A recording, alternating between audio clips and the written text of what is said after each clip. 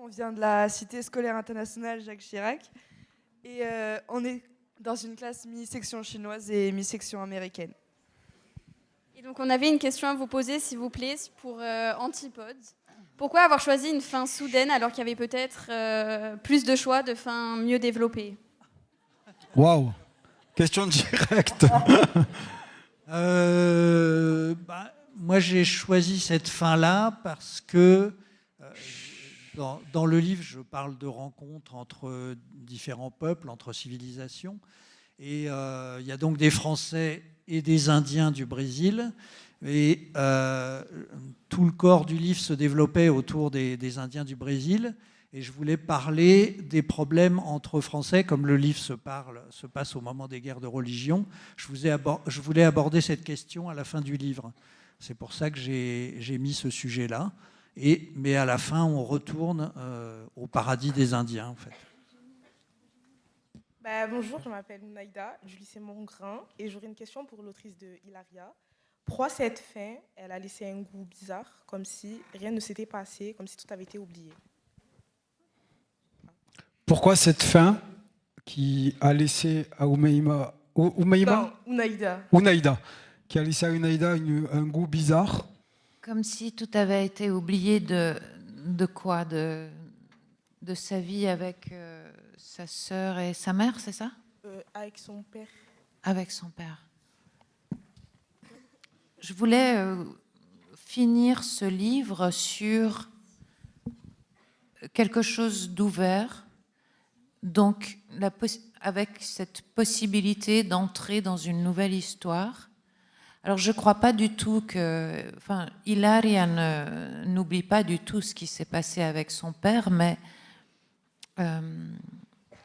elle est plongée de nouveau dans une autre réalité, la réalité avec sa mère et sa sœur, et du coup, elle doit se réadapter, elle doit retrouver... Elle parle plus le français, elle doit réapprendre le français, elle doit réapprendre à vivre avec sa sœur et sa mère. Et c'est comme une nouvelle vie. Mais dans le texte, je crois que je dis que pour elle, son père est toujours présent. Elle ne l'oublie pas du tout. Mais elle va devoir en faire comme un personnage imaginaire, comme elle a été obligée de le faire quelque part dans son trajet, enfin au cours des 2 ans pendant lesquels elle était avec son père. Sa mère et sa sœur, avec le temps, se sont estompées, et du coup, elle